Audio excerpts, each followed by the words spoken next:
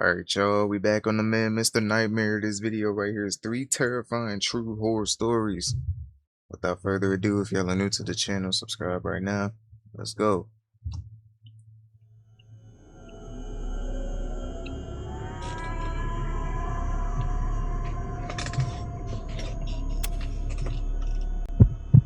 Story 1. This happened in the fall of 2025 while I was on a sales trip through a small town in Missouri. I had spent the entire day driving throughout the northwest region of the state, visiting more than 60 sales leads. By the time I returned to my hotel that evening, I was mentally exhausted. Even so, I still had work to finish, so I spent several hours on my laptop scheduling emails to send the following morning. The hotel was a normal mid-tier place. It wasn't a chain, but it also wasn't a budget motel. It had a Western log cabin aesthetic and felt surprisingly cozy. From the moment I checked in until the following morning, I never saw another guest on my floor. That detail becomes important later. I was staying on the 3rd floor, which was also the top floor. Around 11:30 p.m., I was sitting at the desk typing away when I heard activity in the hallway. There were footsteps, a door opening, and a few urgent voices. I didn't think much of it. Hotels are noisy places, and guests come and go at all hours. About 15 minutes later, I decided to go downstairs to buy a bottle of water from the vending machine. As soon as I stepped into the hallway, I noticed a gurney positioned halfway inside a room 3 doors down. 2 EMTs stood in the doorway, while a man who appeared to be in his 60s lay on the stretcher. I couldn't see his face, only part of his arm and torso. Assuming it was a routine medical emergency, such as a fall or illness, I chose not to stare and quietly returned to my room. 10 minutes later, I stepped back into the hallway to finally get my water. This time, the gurney was completely in the hallway. One EMT was performing aggressive chest compressions while the other stared at a portable heart monitor. I heard the unmistakable continuous flatline tone. That was the moment I realized the man was either dying or had just died. The EMT monitoring the machine firmly instructed me to return to my room, so I did. When I stepped inside, the clock read 12:18 a.m. Even after witnessing what had happened, my mind remained restless, and I continued working for another half hour before finally climbing into bed around 12:50. Only a few minutes later, I heard what sounded like 3 soft knocks on my hotel room door. They weren't loud enough for me to be certain they were even knocks. I assumed it was the building settling or plumbing noises, so I ignored them. Less than a minute later, I heard the exact pattern again. 3 knocks, but louder. I got out of bed and looked through the peephole. The hallway was empty. As I stepped away from the door, preparing to return to my bed, I noticed the handle slowly depress. Not violently, just enough to suggest someone was gently testing whether the door was locked. At that moment, a feeling came over me unlike anything I'd ever experienced. I stared at the peephole, but couldn't bring myself to look through it. Instead, my attention shifted to the strip of light beneath the door. The light suddenly disappeared. It looked exactly as though someone or something was standing directly outside my room. The darkness remained for several seconds, then the light returned. Immediately after, I heard a faint brushing sound against the outside of the door, almost like someone slowly dragging their fingers or the side of an arm across it. Then everything went silent. Despite legally carrying a firearm while traveling, I was frozen with fear. I had never experienced such an overwhelming dread before. I turned on one of the lamps and spent the next hour sitting awake in bed watching YouTube videos, hoping to distract myself. Eventually, I heard another noise in the hallway. A door opened. It sounded like it came from the same room where the EMTs had treated the man earlier. Then I heard someone quietly muttering to themselves. The words were too faint to understand. Feeling relieved that another guest was awake, I finally opened my door. A man was stepping out of that same room. He wasn't dressed like hotel staff or an EMT. Instead, he wore dark slacks and a white button-down shirt, like someone traveling for business. He appeared to be in his mid-40s. The only thing that stood out to me was his eyes. They looked unusually sunken, as though he hadn't slept in months. Curiously, I stepped into the hallway and asked if he had been with the man taken away by the emergency services earlier. The man turned to face me. After a couple seconds of silence, he nodded. He then stated that there had been 3 knocks, and that the 3rd time was when they answered. I was confused. so I asked what he meant. A small smile crossed his face before he calmly replied that they didn't always leave immediately. Without another word, he turned and walked toward the stairwell. Needless to say, I got very little sleep that night.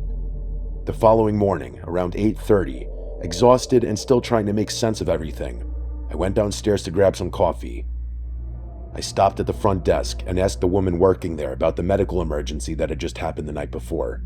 She looked genuinely confused and said she didn't know what incident I was referring to.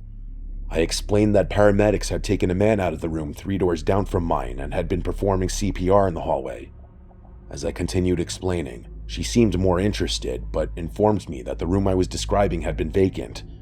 According to her, the last registered guest had checked out the previous day, and that guest had checked in alone. She also mentioned that the hotel occupancy had been unusually low the past few weeks, and that only a handful of guests had been staying on my floor, all of them at the opposite end of the hallway. She then asked me to confirm that the room I was talking about was exactly 3 doors down from room 312. That was when everything suddenly connected in my mind. The incident happened 3 doors away. My room number was 312. The knocking had always come in groups of 3, and the mysterious man's first statement had been that there had been 3 knocks, and that the 3rd time was when they answered. It was one of the most unsettling moments of realization I've ever experienced. It felt as though I was standing in the middle of something that simply didn't make sense. I spent countless hours trying to explain every part of what happened, even though the front desk employee insisted nobody matching that man's description was staying there. She had only started her shift that morning. Maybe she simply didn't know who had been there overnight. Maybe someone forgot to tell her about the medical emergency. Maybe hotel policy prevented her from discussing it. Maybe the strange man was simply another guest who decided to play an incredibly cruel joke on me. Maybe the knocking had just been normal building noises, or the handle never actually moved and exhaustion after a long day of driving and hours of staring at a computer screen caused me to imagine it. Maybe the hallway light briefly dimmed because of an electrical issue. I even questioned whether the entire experience had been some unusually vivid dream brought on by stress and sleep deprivation. But no matter how many explanations I come up with, none of them account for every detail. What bothers me more than anything is how everything seemed connected by the number 3. For nearly 3 weeks afterward, I wasn't myself. My mood was different, and if anyone asked what was wrong, I simply blamed work stress and a few personal things. If I really had been losing my mind, I didn't want this story to be the thing that convinced everyone else I had. Thankfully, as time passed, I was eventually able to move on for the most part, although I still don't like thinking about it for too long. I still travel frequently for work, and thankfully nothing remotely similar has ever happened again. In fact, the morning after everything occurred, once I finished speaking with the front desk employee, I packed my things and left the hotel as quickly as I could. While checking out, nothing else unusual happened, and I even noticed several completely normal guests staying at the opposite end of my floor. Even so, ever since that trip, I've developed a strange habit whenever I check into a hotel. Almost without thinking, I immediately count how many doors separate my room from the stairwell and pay attention to any room numbers or locations involving the number 3. Although the knocking that night always came in patterns of 3, it only happened twice. And that's the one thing I still find myself strangely grateful for, because if I ever hear a 3rd set of 3 knocks outside my hotel room door someday, I won't be sticking around long enough to find out what answers.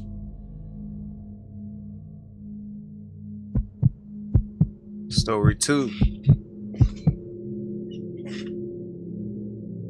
This story mainly happened to my roommate Misty, but I was involved. All names except for mine have been changed. This happened literal hours before I'm typing this. My roommate, who I'll call Misty, had a boyfriend named Paul, whom I've met a couple times, and every time I met him, he seemed like a very chill, respectable, and actually kind of sweet guy. He would roll blunts for me and Misty because neither of us knew how, and we would talk about video games we liked. However, a couple of weeks ago they broke up, and according to her, it didn't end well, and she had to get a restraining order on him. Flash forward to 2 nights ago when I was playing SWAT 4 on my laptop, and I got the most normal sounding knock on my door. I said come in, barely looking away from the screen, when Misty slowly opens my door and says in a mumbled, quiet, and almost drunk sounding voice, "Paul broke my window and threw my clothes inside. Can you help me?" I could barely make out what she said, and I paused my game, got up, and came closer to hear her clearly. She seemed like she had just woken up from a deep sleep after drinking a bit, and she explained to me that her ex Paul smashed her window in and threw a bag of dirty clothes she left at his house. Mind you, she has one of those bunk beds that has a little office space underneath it instead of another bed, and it's right next to the window he smashed in. He knew exactly where she sleeps, so it was kind of scary to hear her tell me that. But I'm a bigger guy, and I know how to fight, and he's a skinny but kinda muscular man, but I wasn't afraid of him at all and just scared for her safety, so I reassured her that I would stay up and call the cops and make sure he was gone. After calling the cops, I stood out on the porch scanning the parking lot and the neighborhood street, but I didn't see anyone. However, I couldn't shake that creepy feeling of being watched, so I told her to stay inside. About 45 minutes went by and no cops showed up, so I called the police department number to see if they were sending a car, and they said we were second on the call list and that it was a busy night for them, which tracks for the city and area I'm in. While waiting for the cops, Misty was getting texts from Paul saying things like, "Wrong move, bitch," and "I want my vape back," which she didn't have and couldn't find, so we think he was lying about that. It took another 3 hours for a cop to arrive, and it was 3 in the morning by that point, but the cop was nice and took all the info we could give him, and he said if he came back to give them a call, and that they would go to his address that they have on file because of the previous mentioned restraining order. Flash forward to yesterday, just before I left for work, and I had a gut feeling he would try to come back before I got home because I had to close at my job and it would be dark out, and at about 10:48 p.m., I got a text confirming my suspicion. The next bit of the story all happened to Misty as I was at work. At about 10:30, she left her room to go take some trash out, and when she looked back, she saw a dark figure walk into her room. Paul does have dark skin, but Misty is a little crazy, she will admit. And I do mean that with endearment, but she slightly brushed it off as her seeing things. But she still went and looked around the apartment for Paul or anyone who shouldn't be there, and couldn't find anyone. So she just sat down in her room and scrolled on her phone for a bit till she decided to get up and get some cleaning supplies from her closet. But when she opened the closet door, staring right at her was Paul with a blank expression. Misty said she went white with fear, but kept her cool and talked to him like normal, and asked what he wanted. In a dead cold voice, he said, "I just want my vape back." While she frantically but calmly, as to not raise suspicion, sent me these texts, by some miracle, 45 seconds after that text exchange, my manager said I could go home early since it was slow, and I bolted out of my job, called 911, and got on the bus. I told the operator everything that was happening, and by the time I got home, the police had already got him in cuffs. By then, Misty had left to go to a friend's house to chill out after that, but she told me everything that happened, and I was shook when she told me. When the cop asked me what happened, and when I got to her side, even his eyes widened, and even he was taken aback by the situation. He gave me another incident report, and said he's definitely going to jail. I'm happy my friend's okay, and shout out to her for being so calm and thinking on her feet, and shout out to my manager for letting me get off early. I still would have called 911 from work if I had to, but it was better for my anxiety to go home as that was unfolding.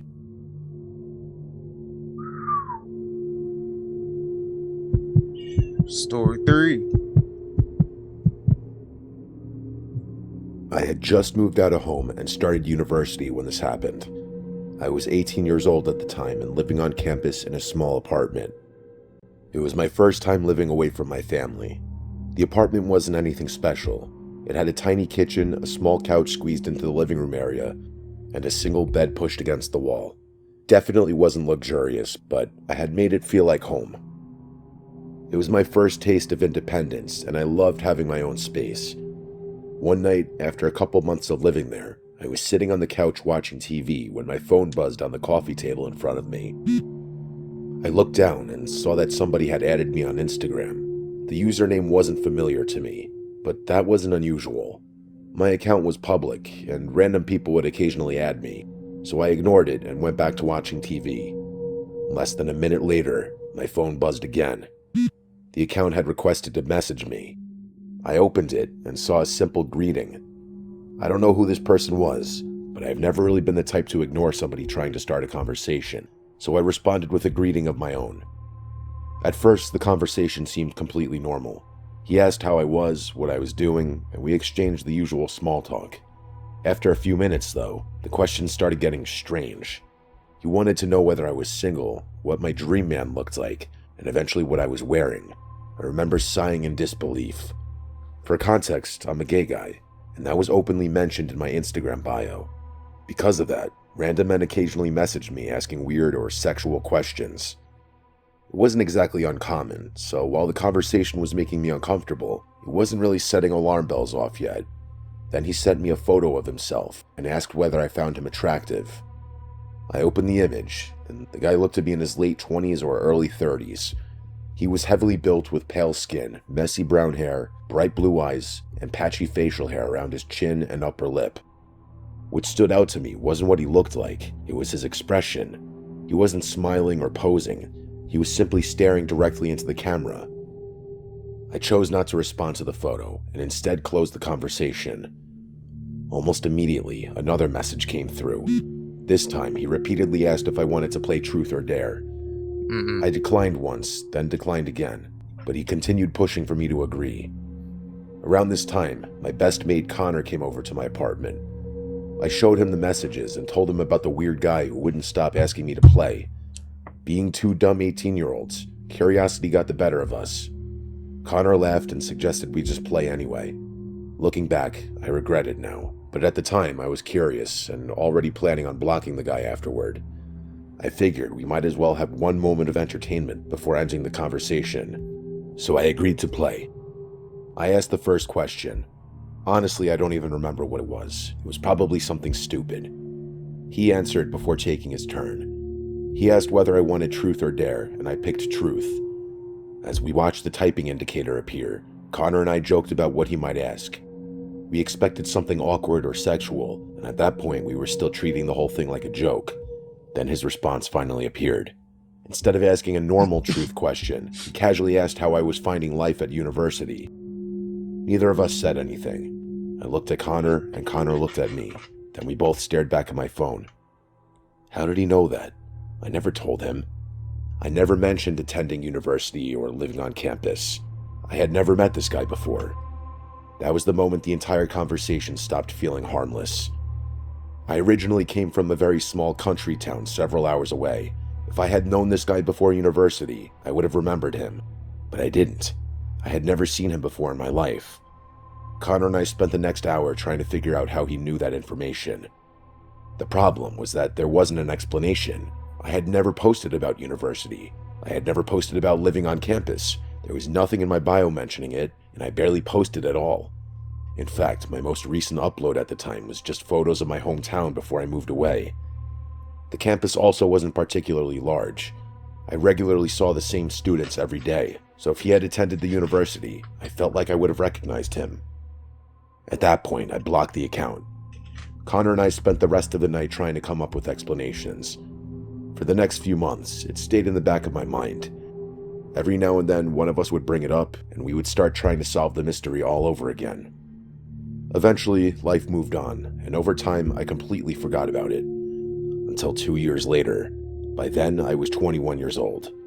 I had moved out of the university accommodation and was living in a house with Connor and 2 other friends. One night, I was sitting in my room when my phone buzzed. It was another Instagram notification telling me someone had added me. The username didn't look familiar. A second later, another notification appeared telling me I had received a message request. Thinking it was somebody who probably followed my TikTok content, I opened it. Once again, it was just of my own. The second I pressed send, a photo appeared in my chat. I opened it, and my stomach instantly dropped. What? It was him. The same pale skin, messy hair, blue eyes. There was absolutely no mistaking who it was. I quietly muttered in disbelief before muting the conversation and putting my phone down. I decided to wait until Connor got home so I could remind him about the strange guy from university.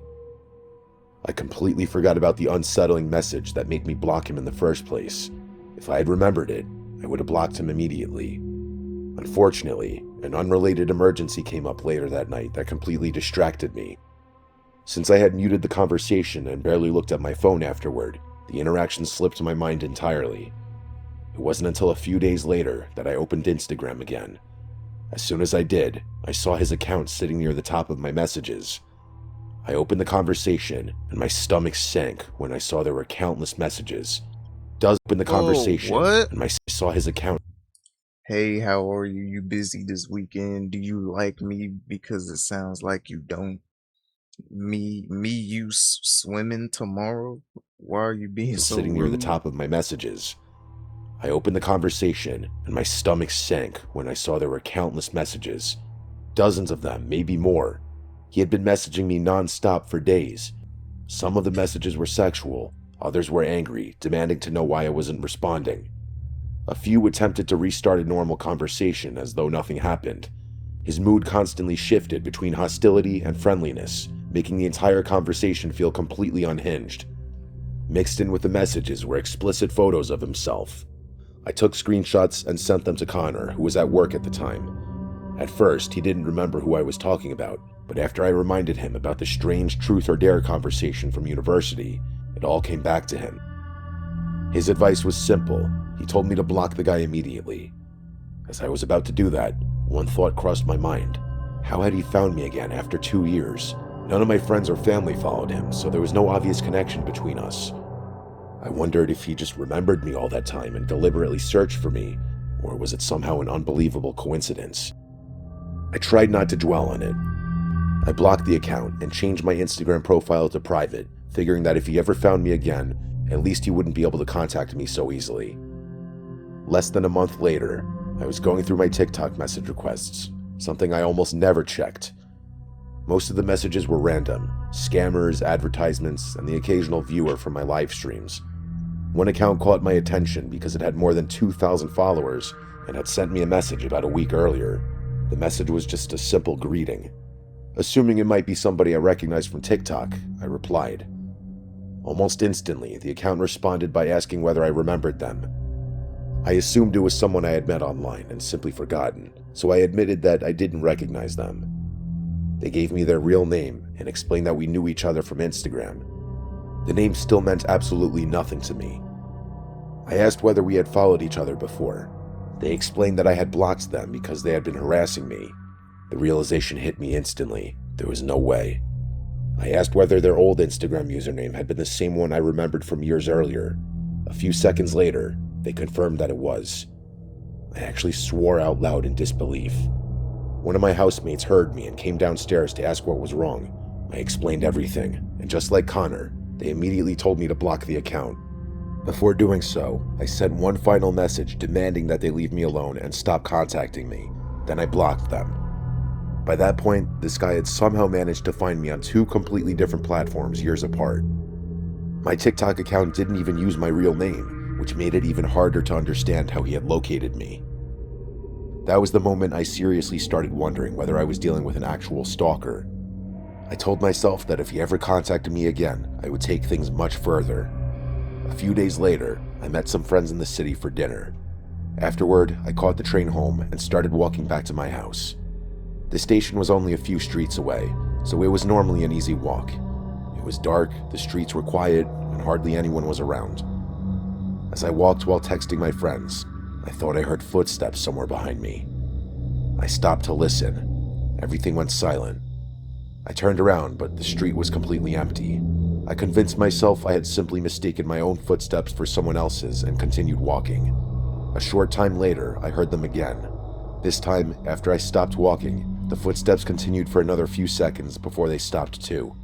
They definitely weren't mine. A knot formed in my stomach as I slowly turned around.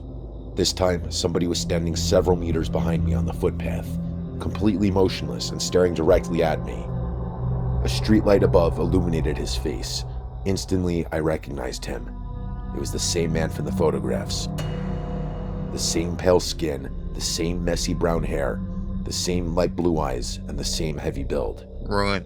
For a few seconds, neither of us moved. We simply stood there staring at one another. Run. Finally, he broke the silence by calmly greeting me by name, as if we were old friends unexpectedly running into each other. I turned around and ran. I didn't look back. It honestly felt like my life depended on it. Thankfully, my house was located inside a large residential complex. Once you entered the complex, my unit couldn't be seen from the main pathway because you had to turn another corner to reach it. I sprinted inside, rounded the corner, and practically crashed into my front door. It was locked. My hands were shaking as I desperately searched through my bag for my keys, all while staring toward the corner I had just come around. Every second, I expected him to appear. I expected to see a shadow slowly come around the bend. Finally, I found my keys, unlocked the door, and rushed inside before slamming it shut behind me. Connor and another friend were sitting on the couch when I burst through the front door.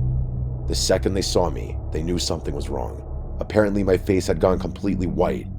After I caught my breath, I told them everything that had just happened. Our friends immediately ran back outside, hoping to confront the man, while Connor stayed inside with me. By the time he got out there, though, the man had completely disappeared. There was no sign of him anywhere. We called the police, who searched the surrounding area much more thoroughly than my friend had, but they found nothing. They advised me to keep all doors and windows locked, and to call immediately if anything else happened, and they recommended that I begin the process of obtaining a restraining order against him. That all happened only a couple of weeks ago. I'm now in the process of getting the restraining order since I have screenshots of the harassment. I know his name, and I can accurately describe what he looks like to hopefully help identify him if necessary. Even now, though, I still wonder how he managed to find me after all these years, and across multiple social media platforms. I still wonder why he kept looking for me after I had made it clear I wanted nothing to do with him. Most of all, I wonder what would have happened if I hadn't turned around that night and noticed him standing behind me. Would he have simply continued following me without me ever realizing it, or did he have something far worse planned? I know I'll probably never get the answer to that question. What I do know is that ever since that night, I constantly check over my shoulder whenever I'm walking alone, especially after dark. I pay far more attention to my surroundings than I ever used to, and I can only hope I never see him again. If anything else happens, I'll provide an update. But honestly, I hope there's never another update to give. Hey man, that's the end of this video. Hope y'all enjoyed it. If y'all are new to the channel, subscribe right now, and I'll see y'all in the next one.